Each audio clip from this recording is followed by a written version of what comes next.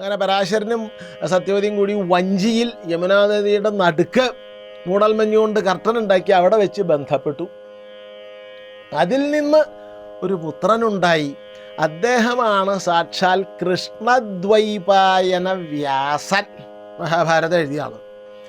അത് ഈ സംയോഗം കഴിഞ്ഞ് പരാശരൻ്റെ വഴിക്ക് പോയി. കുട്ടി ജനിച്ചു. സത്യവതിക്ക് അവിടെ പെട്ടെന്ന് ഗർഭം വളർന്ന് അവിടെ തന്നെ കുട്ടി ജനിച്ചു.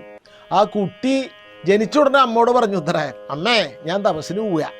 അമ്മ എപ്പോൾ എന്നെ സ്മരിക്കുന്നു, എപ്പോൾ അമ്മ എന്നെ വിചാരിക്കുന്നു, അപ്പം ഞാൻ അമ്മയുടെ മുമ്പിൽ വരാം എന്ന് പറഞ്ഞ് കുട്ടി തപസ്സിന് പോയി. സത്യവതിയുടെ വീട്ടിലേക്കും പോയി. മൂന്നാൾ മൂന്ന് വഴിക്ക് പോയി. പരാശരൻ്റെ വഴിക്ക് പോയി, സത്യവതിയുടെ വഴിക്ക് പോയി. അപ്പം ജനിച്ച കുട്ടി തപസ് ചെയ്യാനും പോയി.